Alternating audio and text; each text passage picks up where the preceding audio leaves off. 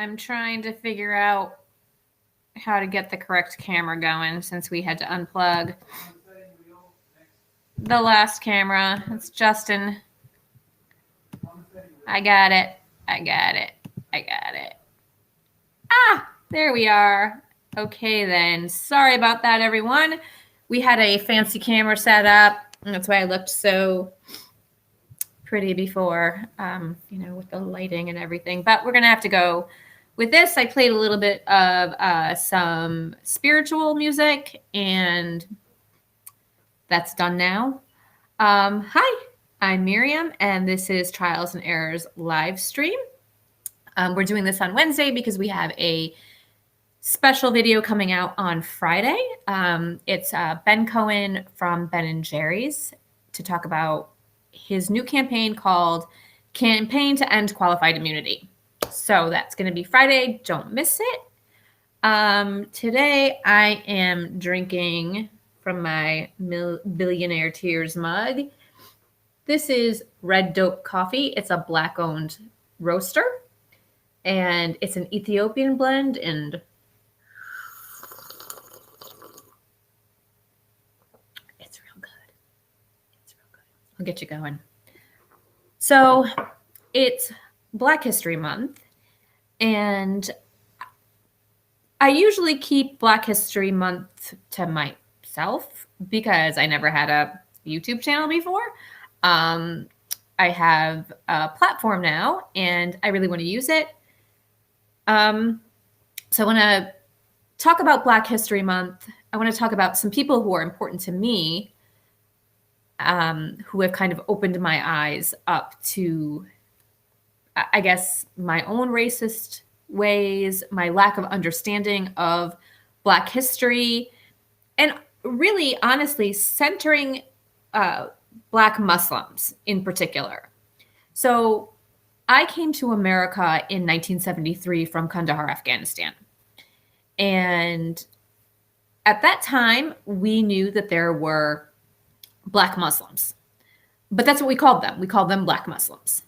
And if we saw Muslims who were, or people, African Americans, Black Americans who were clearly dressed as Muslims, we didn't view them as part of our ummah or our faith. They were Black Muslims. They were a different kind of Muslim. And they were, in fact, Nation of Islam. So I grew up without a real understanding of the history of Islam in America. A lot of us immigrants, especially ones that came in the 60s and the 70s, we think we're the first Muslims in America. We thought we were the only ones in America. And now I know that that's so wrong. And it's our own fault for not seeking people out. We built our own mosques when there were these amazing Mohammed mosques that were there for us, especially in the 70s. After Malcolm X had gone to Hajj and came back and started learning about Sunni Islam.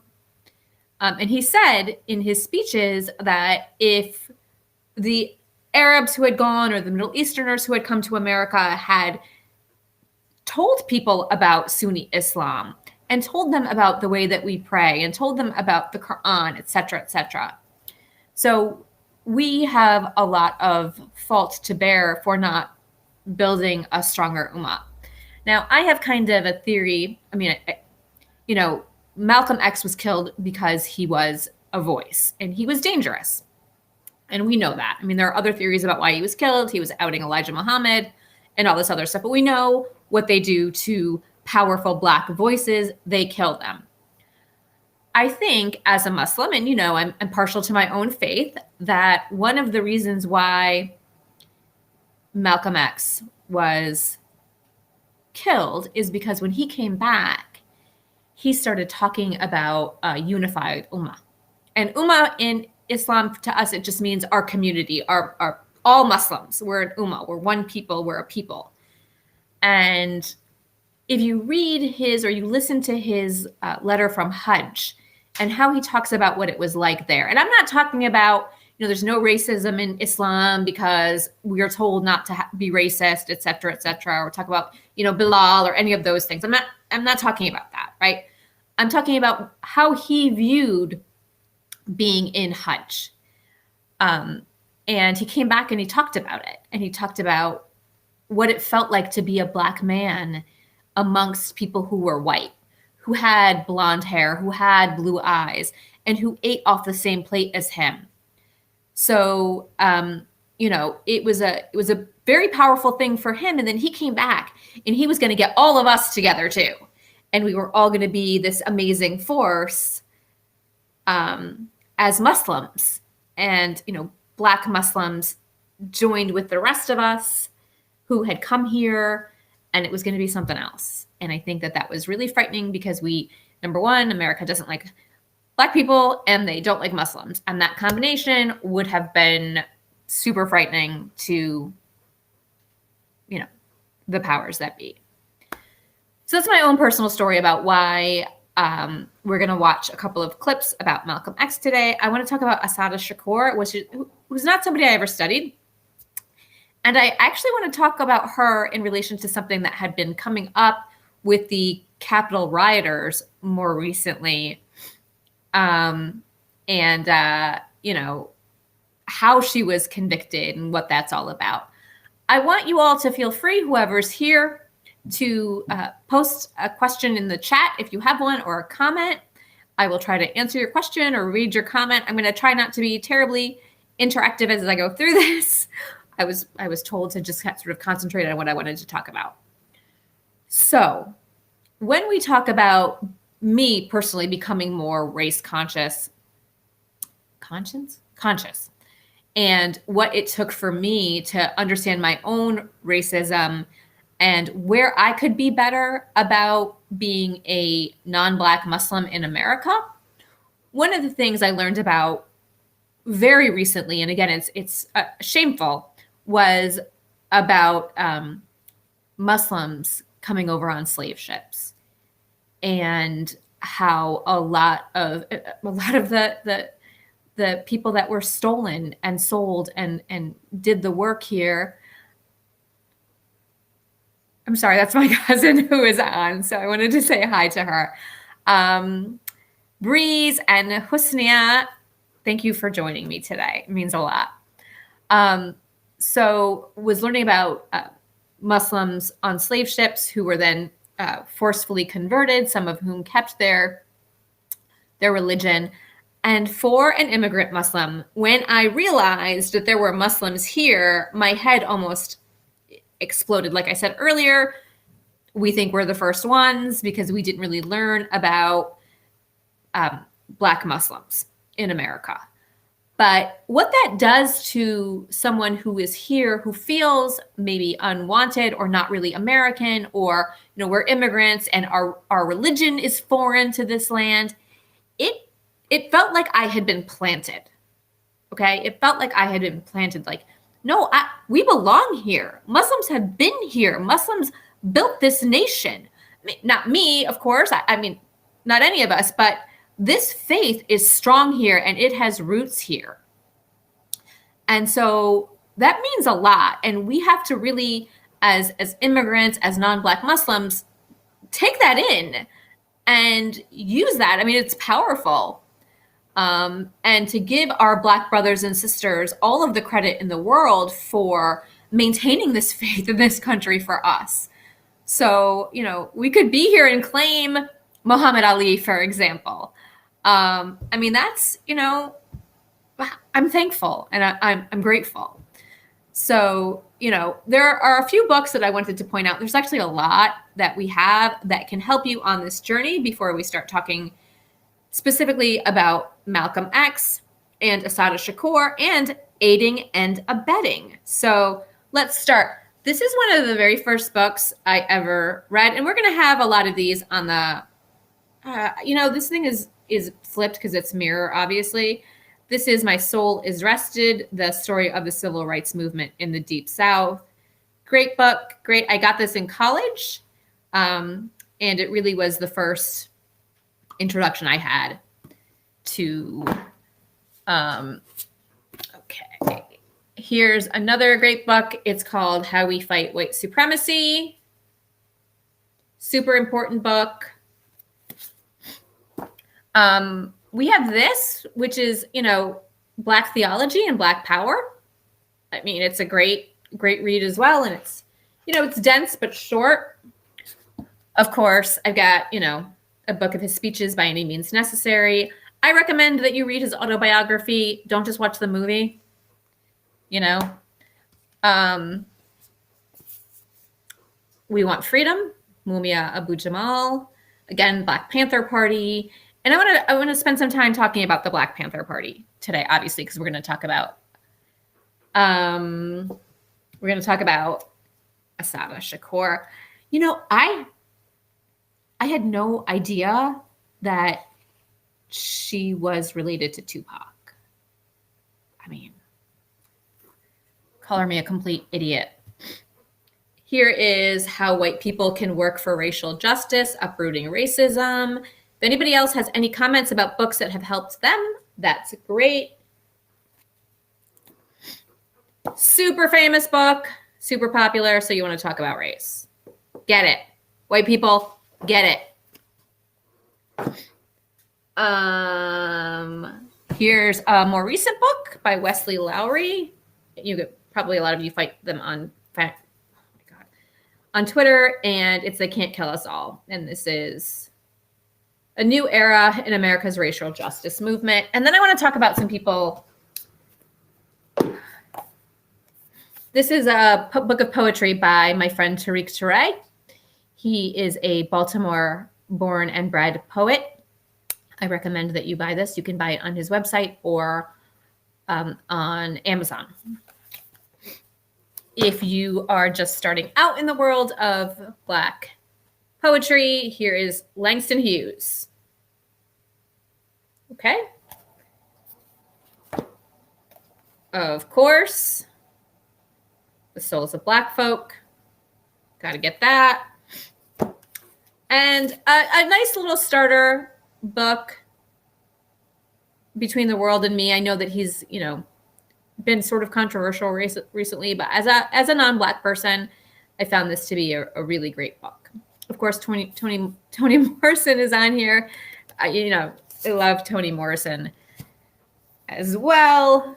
So, and I mean, honestly, this is the start for a lot of people, is Maya Angelou's poems. Hi, Dennis. And Dennis says that his wife swears by Marker from the Start. I've not read that book, but we'll include that in our book list. Because look, I understand that there are books that are deemed problematic. I read White Fragility, and I know that that's had some controversy surrounding it. But every book, right? Every time we start to delve into this and to read about this, the better we're going to get. So, we've just got to put ourselves out there. I have to say that I think a lot of this is super important when we talk about justice, obviously, because we know that our criminal justice system is unjust and it's unfair. And we're not going to really understand systemic racism in the system, the systems, the actual systemic part of the racism, unless we understand what racism is. And it's not just bias. It's not, calling people a racial slur all of that is racism, but microaggressions are racism. It's the stuff that we don't think about as racism, So it's really important that we wrap our brains around what the history in America is with respect to Black Americans and what we can then do about it in the future. So that's that. I'm going to try to share my screen. I ask for all of your patience and grace as I try to get through this.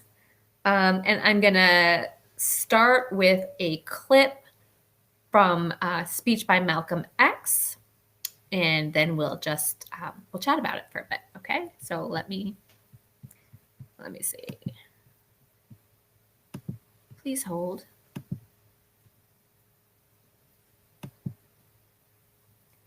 I am now sharing. Okay. Now you see two of me.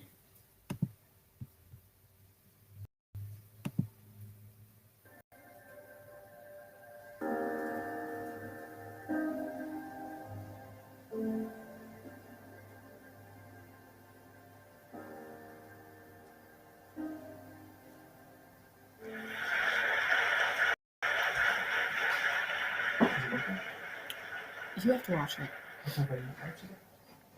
In order for you and me to devise some kind of method or strategy to offset some of the events or a repetition of the events that have taken place here in Los Angeles recently, we have to go to the root. We have to go to the cause. Dealing with the condition itself is not enough. And it is because of our effort toward getting straight to the root that people oftentimes think we're dealing in hate. We are oppressed. We are exploited. We are downtrodden. We are denied not only civil rights, but even human rights. So the only way we're going to get some of this oppression and exploitation away from us or aside from us is come together against the common enemy. Who taught you to hate the texture of your hair? Who taught you to hate the color of your skin to such extent that you bleach to get like the white man? Who taught you to hate the shape of your nose and the shape of your lips? Who taught you to hate yourself from the top of your head to the soles of your feet?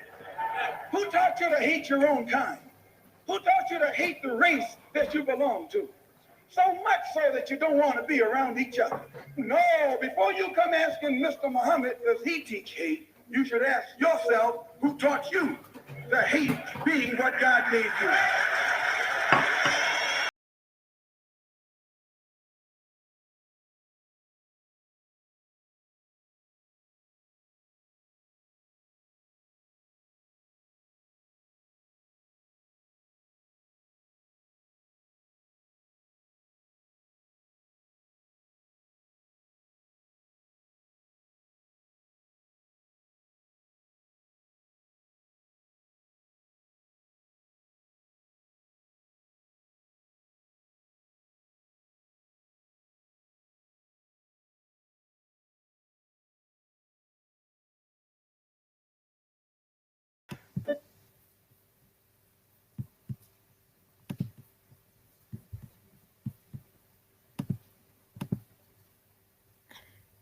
Okay. So that was a speech given in relation to two Black men being shot. And that was in the early 1960s. So I took a couple of notes, and one of the things Brother Malcolm talks about is, the condition itself, right? How do we prevent this from happening again? And he said, we need to tell, the white man is intelligent enough that if he were made to realize how Black people really feel, he doesn't finish that thought, right? He goes on to the next part where he says that maybe he shouldn't have a house, right? And America is his house, right? America is the white man's house. So from my perspective, what he's saying is that this system cannot keep going without some major tragedies occurring. And Malcolm was viewed as a propagandist, someone who incited people to violence. But that's not what he was doing. He was simply telling people what was going to happen, what was the inevitable outcome of all of this, that white America couldn't keep putting their boot on the necks of Black Americans and expect it to just be okay. And you can see that we're still in that same cycle of police brutality. which is why I talk all the time about qualified immunity and getting rid of qualified immunity and why that's so important, okay? Why that's so important. Because police officers in America have always been protected. Always been protected. And in order to change this entire environment in which Black Americans live, people have to take accountability. White America has to be held accountable for this. So Brother Malcolm wasn't saying anything that people didn't know. They just didn't want him to say it out loud. They just didn't want him to say it out loud, that if you keep doing this, your house will burn down. The house being whatever system you've built up in white supremacy, because it cannot sustain. Now, what Black Americans have done is they've organized again and again and again. And we can see what happened when we defeated Donald Trump, when Black America, the change that they made all around the country in Georgia, and they're so close in North Carolina, and the difference they made here in Virginia. I mean, he had a point that, if you're not gonna listen to what we're going through, we're gonna just do it. And you may not like how we do it. And it turns out that white America really doesn't like how they've done it. But too bad, so sad. I want to talk about Asada Shakur because I never learned about Asada Shakur. And while Asada Shakur never converted to Islam because she had some issues with, a higher being or a God who could allow this much oppression, this much suffering on a people, she said that if she had one, it would be Islam. So while I'm not going to claim what she is or isn't, I find that she has a spirit that really moves me. There are a couple of things to note about Asada Shakur. Number one, she lives in Cuba, and she has a status as a refugee or an asylee in Cuba. And in preparing for today's video, I listened to some older, not terribly older, but older videos, older interviews with her attorney. And he basically quoted our asylum law, right? Which states that you can get asylum if you fear that if you go back to where you came from your home, and you will face persecution based on your political belief or based on your religion or based on, your race, that you can get refugee or asylee status. And that's what she got.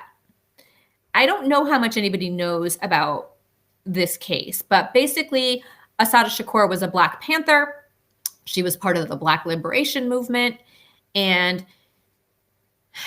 you'll hear, I'm going to play a letter that she reads to the Pope when the USA said to the Pope, hey, when you go to Cuba, can you see if you can get her extradited from Cuba?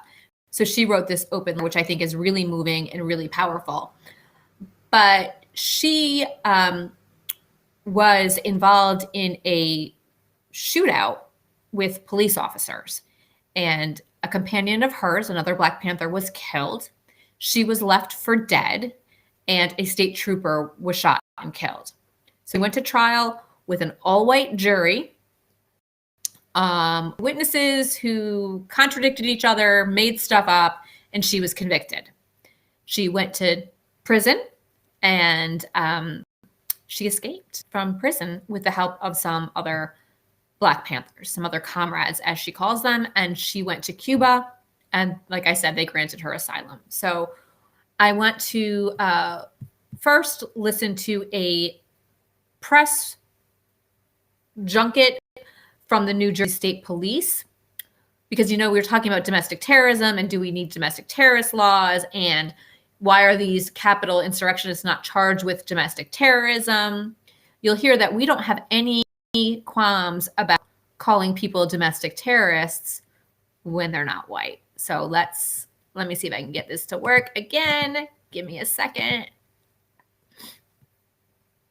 Let's get this going here. I'm going to share my screen with you again. There we go. Here we go. Here's the first part, okay? This is the New York State Trooper. And this is from Democracy Now! From 2013. Openly and freely in Cuba, she continues to maintain and promote her terrorist ideology. She provides anti-U.S. government speeches extending the Black Liberation Army message of revolution and terrorism. No person, no matter what his or her political or moral convictions are, is above the law. Joanne Chesimard is a domestic terrorist who murdered a law enforcement officer, execution style. That's FBI Special Agent Aaron Ford. And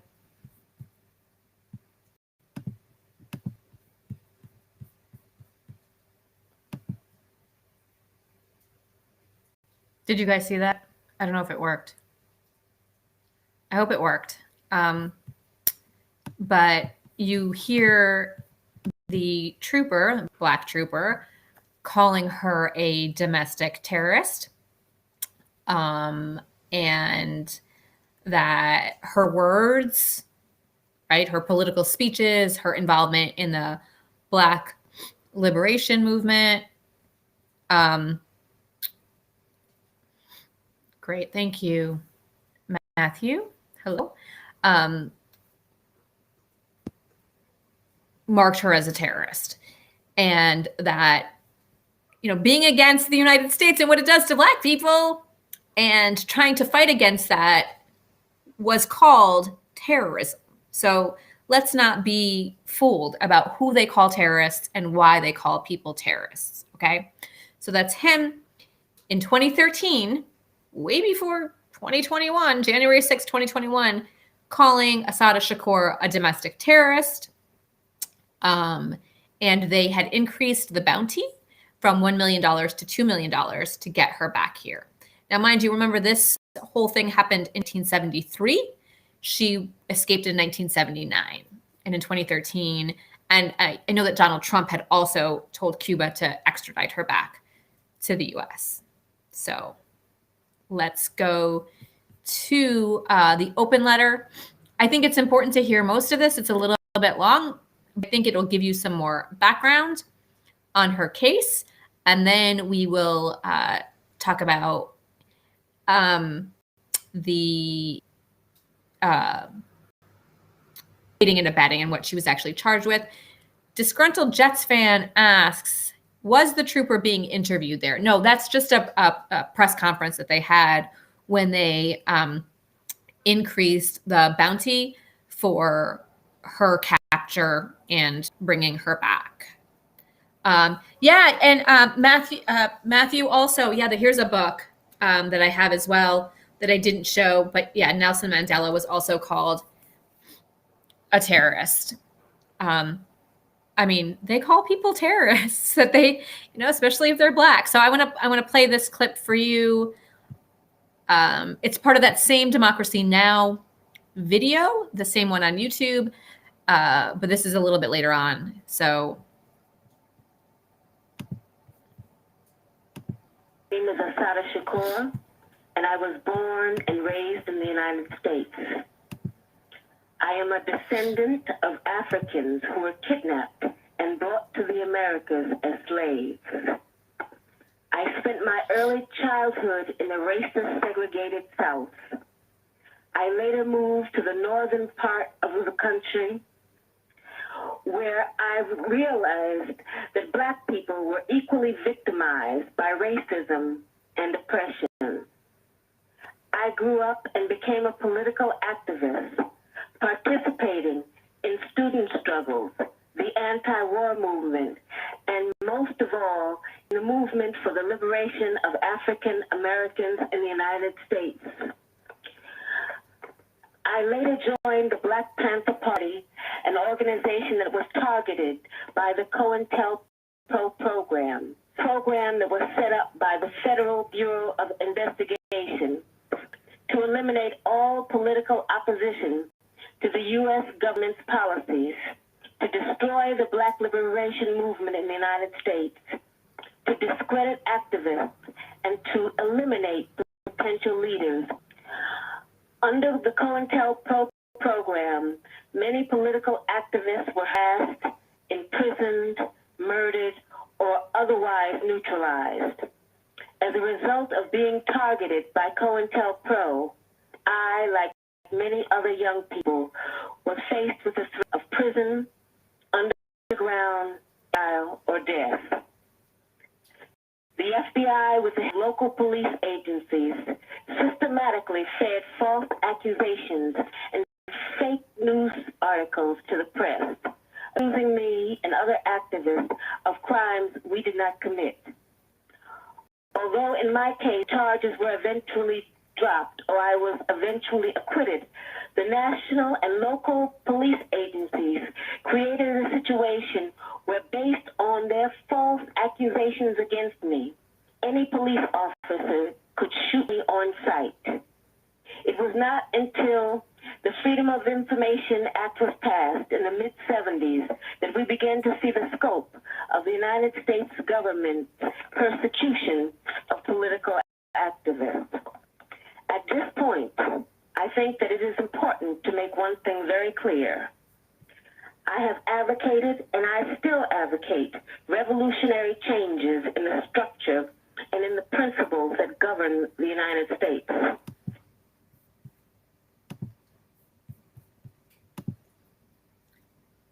So you hear Asada Shakur talking about she still advocates for revolutionary means in changing the structure of the United States, right? And we're talking about the structure that is systemic racism, okay? And she talks about how she was targeted and that they were allowed to shoot her on sight, right? So I want you to keep that in mind when you think about, you know, whether she's some fugitive from justice or, you know, because remember, this isn't new. Black people being shot who are unarmed is not new.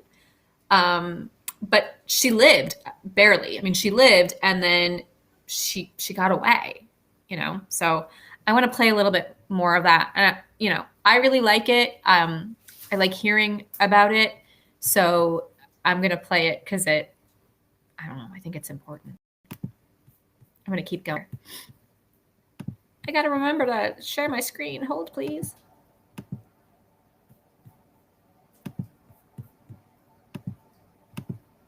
I advocate self-determination for my people and for all oppressed people inside the United States. I advocate an end to capitalist exploitation, the abolition of racist policies, the eradication of sexism, and the elimination of political repression. If that is a crime, then I am totally guilty. To make a long story short, I was captured in New Jersey in 1973 after being shot with both arms held in the air and then shot again from the back. I was left on the ground to die, and when I did not, I was taken to a local hospital where I was threatened, beaten, and tortured. In 1977, I was convicted in a trial that can only be described as a legal lynching. In 1979, I was able to escape with the aid of some of my fellow comrades. I saw this a necessary step, not only because I was innocent of the charges against me, but because I knew that the racist legal system in the United States, I would receive no justice. I was also afraid that I would be murdered in prison. I later lived in Cuba, where I am currently living in exile as a political refugee. The New Jersey State Police and other law enforcement officials say they want to see me brought to justice. But I would like to know what they mean by justice. Is torture justice? I was kept in solitary confinement for more than 2 years, mostly in men's prisons. Is that justice? My lawyers were threatened with imprisonment and imprisoned. Is that justice? I was tried by an all-white jury without even the pretext of impartiality, and then sentenced to life in prison plus 33 years. Is that justice? Let me emphasize that justice for me is not the issue I am addressing here. It is justice for my people that is at stake. When my people receive justice, I am sure that I will receive it too. That is an excerpt of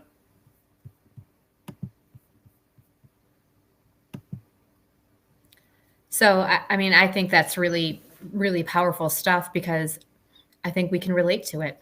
I mean, you know, I've been working in this criminal justice system for 20 years, and I don't think that there is justice. Oh, you can't see the video? I didn't know that. So it's not sharing, huh? All right, we'll try it again. Yeah, that last one. The audio is perfect. The audio is good. Okay, I got my Justin's in here. So. Okay, so I'll try it better next time. But the now I forgot what I was saying.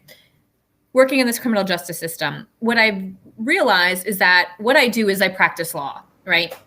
When you go to law school, they try to teach you about, you know, this idea of seeking justice, right? And that the law is about justice. So we think law equals justice.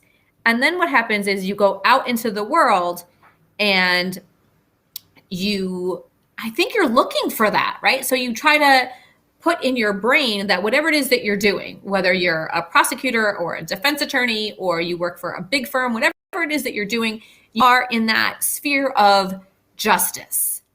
And it's not until way later that you realize you're either in it for the money, which is great, 2 thumbs up for you, or the justice just isn't there. You can look and look and look and look, and it's just, you'll never find it. Prosecutors aren't supposed to work to convict. They're supposed to seek justice. And I think that maybe it's a new trend with progressive prosecutors, but it's not something that we have seen. I was a prosecutor. I didn't see people seeking justice.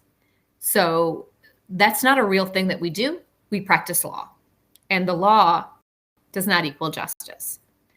There is one more clip that I wanted to play, and this is Angela Davis.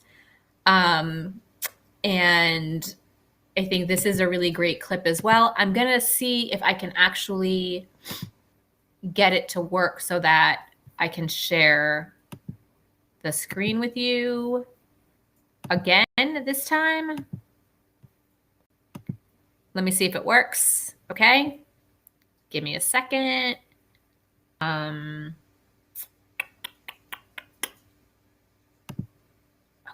I hope it works.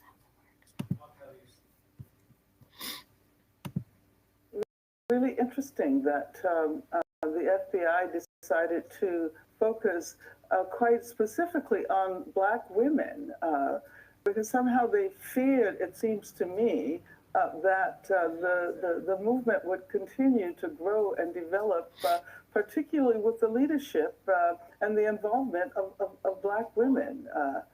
I was rendered a target, an ideological target, in the same way that Assata Shakur was called the mother hen of the Black Liberation Army.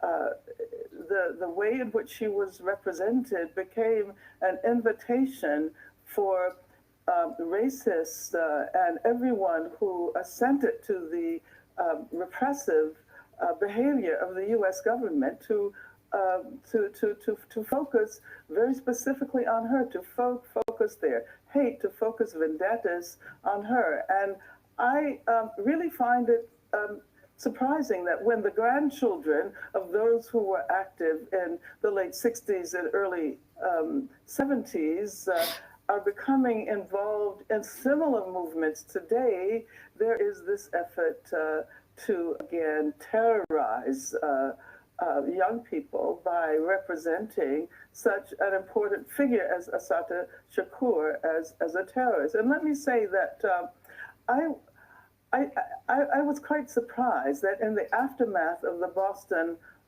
Marathon bombing, where before the Tsarnaev brothers were discovered to be the alleged perpetrators, there was an attempt to represent the person who planted the bombs as either a black man or a dark-skinned man with a hoodie, I believe.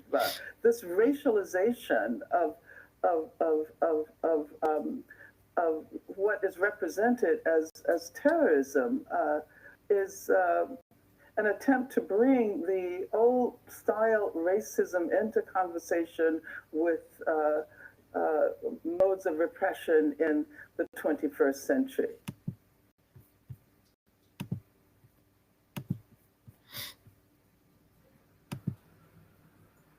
Okay. I'm thinking you guys saw that. I wish I knew how to work this. Okay. So, you know, Angela Davis has taken some heat more recently. I mean, she's a controversial figure, just like Asada Shakur, just like Malcolm X. They're all very controversial figures, but they're not saying controversial things. They're not saying things that are false. There is a racialization of the word terrorism. We do not use it for white people. I mean, that's just the truth. We had, people who planted bombs at the Capitol on January 6th. Is that not terrorism? We can't find these people. We don't know who they are. Isn't what's been happening in this country terrorism when they shoot up synagogues? Is this not terrorism when women's hijabs are being pulled off their heads? When Black America is afraid of a traffic stop? This isn't terrorism? So Angela Davis isn't saying anything that isn't true. But we have a real deep-seated fear of the truth in this country, and we have a real deep-seated fear of being called racist. We have all of these representatives who say things like, everyone wants to play identity politics, or everything goes back to race. And it does. Everything is about race in this country. And the sooner we can talk about it from the very tippy top of our government to the very tippy top of all of the major corporations and our universities and our public schools, as soon as we can talk about systemic racism, I think that's the only way to move forward. It's the only way to move forward. And when we talk about, do we need a domestic terrorism law? And you can watch my video on domestic terrorism. And I say, no, we don't need a domestic terrorism law, because you can hear they called Asada Shakur a domestic terrorist in 2013. So we don't need it. What we need is the willpower and the political will and the equal will to actually call white people terrorists.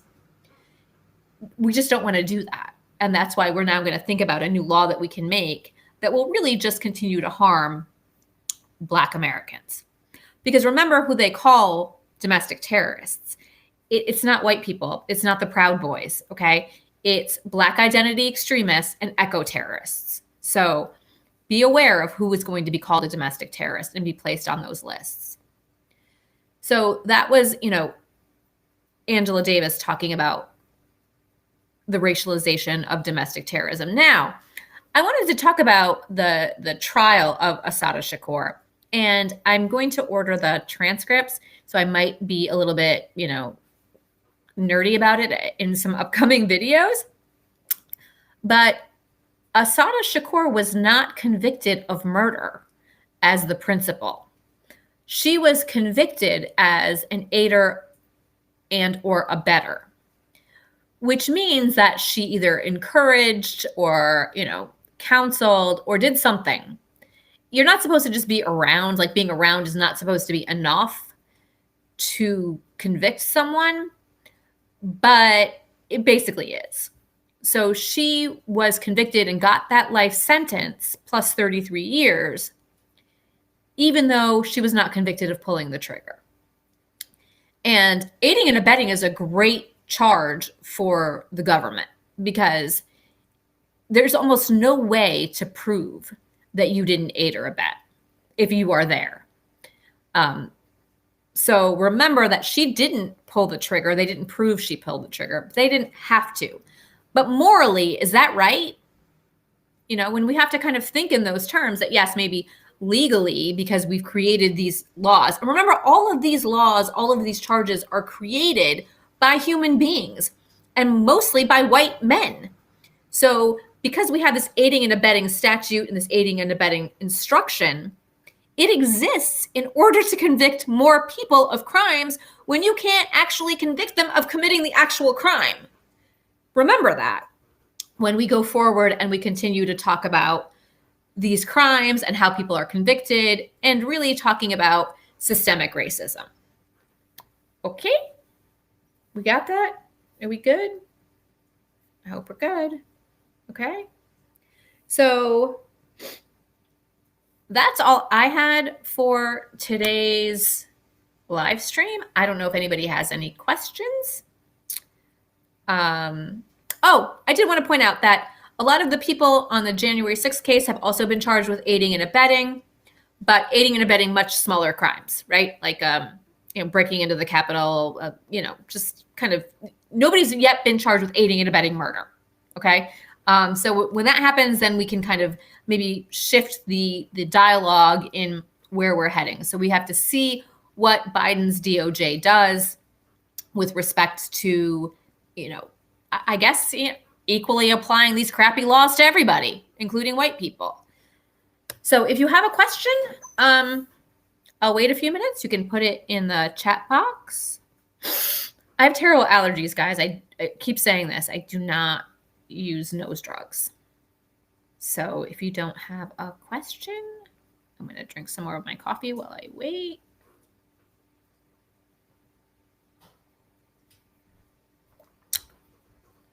All right, then. You guys were all kind of quiet today. Usually I have some more chatty Cathys. Okay, great. I'm going to put this up on the screen. Thanks. I'm a grad student in public policy. Any advice for getting people to understand that structural racism is historically embedded in society and the law, especially from the 60s to today? Well, I think what you can do is show them the videos that you saw today, right? And talk about exactly what we just talked about today, which is that what they were fighting for in the 60s, we're still fighting for today. What Black America was fighting for then, we're still doing today. And you can literally just show them these clips of people talking for themselves in the 60s, and then show them clips of Ferguson, of Baltimore, et cetera, and kind of just put those together. Maybe make a little PowerPoint. Do people still do that? I don't know. And show them. I also suggest that people read these books that we put up and that we'll put up on the link when it goes there. Because the way our systems were designed from the very beginning, remember, our Constitution was not designed with Black Americans being involved in the political or the legal aspect. So they were discounted from the very beginning. So anything that we have as a law was not created with the idea of protecting Black Americans. The only law that one of the earliest laws we had was the Ku Klux Klan Act, which is the Civil Rights Act of, somebody correct me, 1887? And that was done in response to a lot of law enforcement being involved in the Ku Klux Klan. And what it did was it gave Americans, but Black Americans, the right to sue the government workers, so police officers, et cetera, et cetera. And it said, you can sue in civil court for these crimes against you, okay, for these actions against you as Black America, because, they had just gotten the franchise. They were now fully American citizens, and white people didn't like it. And then, of course, we know 1967, the Supreme Court said, no, Black Americans cannot sue, and Americans can't sue police officers because we're giving them qualified immunity, which is why you want to sign up for the campaign to end qualified immunity. Go to their website. It's campaign to end QI. Try both. Campaign to end qualified immunity.com or campaign to end QI.com. So that's really important. Okay. But our laws were not designed. The reactionary laws are, but not the ones that were originally 1866. You have to make PowerPoints. Okay. Disgruntled Jets fans asks, do you feel that with Biden under the helm, white supremacists will be a focus of national security? I do. And I think, here's what I think about Joe Biden. He was, like I said, he's not my first choice. I didn't love him. Honestly, I was a Warren girl.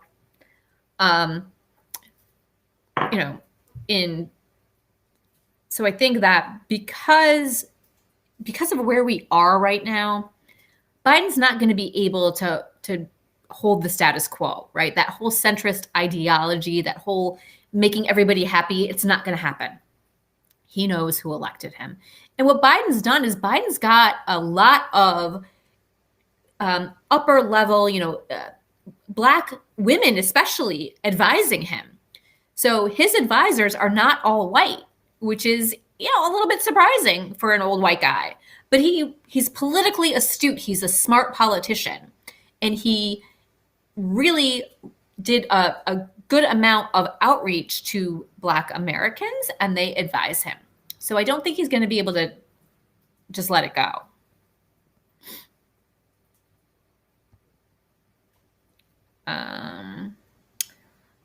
Are there any differences with respect to aiding and abetting? Are there any differences in prosecution sentencing when it's premeditated versus not? Thinking in the context of Assata's case. No, in the context of Assata's case, their theory of the case was that it was execution style. And one of the things we have to understand about premeditation, especially when it comes to murder, is that it doesn't have to be planned in advance of the actual crime. When you pull the trigger, you have to think about it. So if you pull it once and you pull it twice, every time you pull the trigger, that's premeditation. It's not like there's not premeditation because you didn't have a plan of action or something. Premeditation can be right there in the moment as well. So interestingly enough, for police officers, they have to make split-second decisions, right? So when they shoot someone in the back 3 times or shoot someone with their hands up 3 times or 10 times, that's because they're moving really fast. But for us, if we shoot someone 3 times, it's premeditation. So that's another one of those things. But in the federal system, which is different from the state system, and I'm not even going to pretend to understand, what happens in state systems with respect to aiding and abetting. But if you are a more minor player, say you were sitting in the back seat of a car and you're charged as an aider and abetter for someone in the front seat, or if it's a 3-row car and you're way in the back and you're charged and you're convicted, you can claim that you had a mitigating role. So if you claim a mitigating role, you may be sentenced less. But Asada Shakur was not. She was convicted as the principal. And you're still, if you're sitting in the 3rd row back seat, and you're convicted, you're still convicted as the principal, as if you did the crime. So you may get sentenced to less time, but you're still the person that is convicted of the actual crime, because aiding and abetting is not a crime. the original crime is the crime, if that makes sense. I hope that made sense. That was always a tough thing to understand. And that's why in law school, in criminal procedure, we had to yell, aiding and abetting is not a crime. And then the professor would say, what is it? And we would say, it is the crime. So, you know. Okay. I don't know that we have any. Yeah. So we're streaming on Facebook, and we don't get. Facebook is really proprietary about how they do these things. So I can't, unfortunately, look at the questions from Facebook unless I'm on Facebook Live. But we really like this program, which is Restream. So, you know, that's what we use. So I'm sorry, Facebook people. Maybe we'll just do a specific Facebook Live at some point. We're also on Twitch now. I'm going to do a streaming on Twitch, which is just going to be me playing Galaga and Frogger and yelling at the sky. It's going to be called like old people playing old people video games, saying old people things. So I think that's going to be kind of fun. Okay, before we go, what are we doing before we go, Justin? What are we doing before we go? We have a couple of announcements to make. We have a, what do you do? I don't know how to work this again. Can we end qualified immunity considering how much power the police unions have? Listen tomorrow, Friday. Yes, we can end qualified immunity.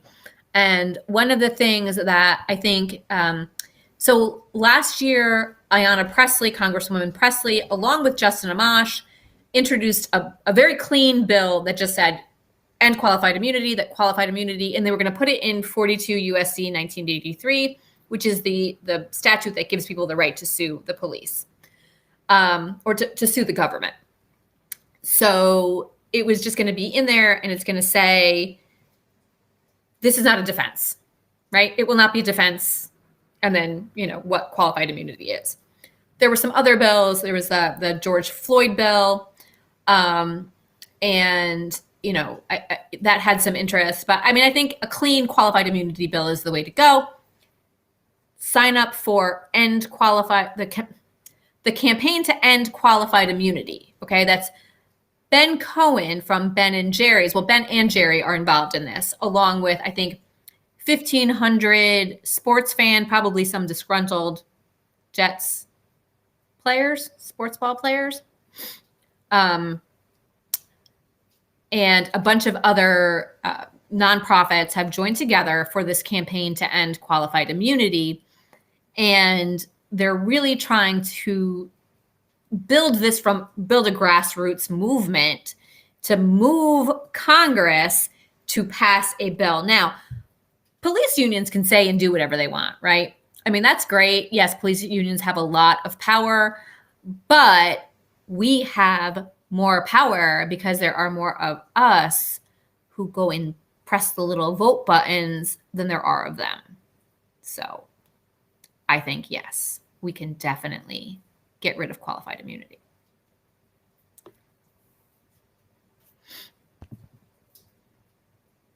Oh, I already showed that. Okay, so a couple of announcements. First, Friday, we have my first interview. It's with, like I said, with Ben Cohen from Ben and Jerry's. He's amazing. I mean, just absolutely so fun to talk to. I had a great time. And we talk about his campaign to end qualified immunity and, you know, Ben and Jerry's in general and ice cream and all kinds of fun things.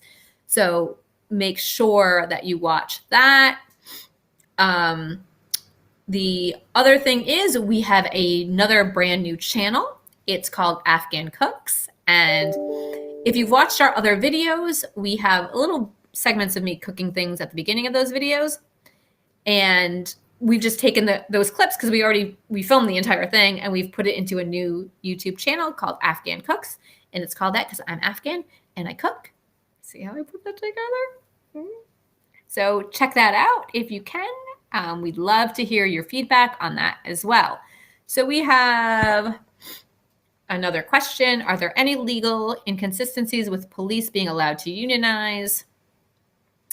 How can a group of armed soldiers? Well, here's the thing. They're not supposed to be armed soldiers. Let's just, the militarization of the police is a thing that should not have been allowed to happen, and that needs to stop, right? I recommend that people follow Radley Balco, that they read his investigative reports. He writes for the Washington Post. He wrote a book called The Militarization of the Rise of the Warrior Cop. And it's about the militarization of the police. So are there legal inconsistencies? Probably. Are we going to own that there are legal inconsistencies? No.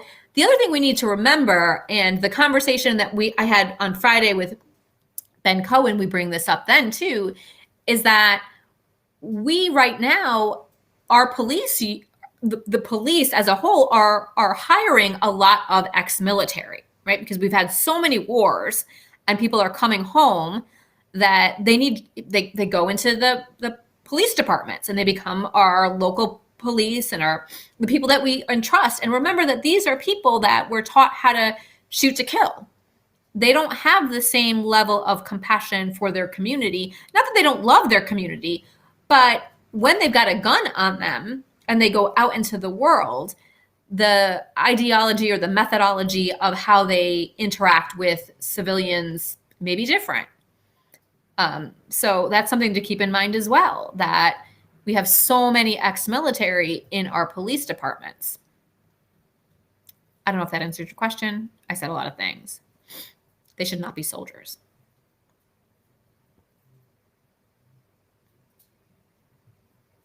Kabil de Tashakur Nadi. That's how we say you're welcome. Tashakur means thank you.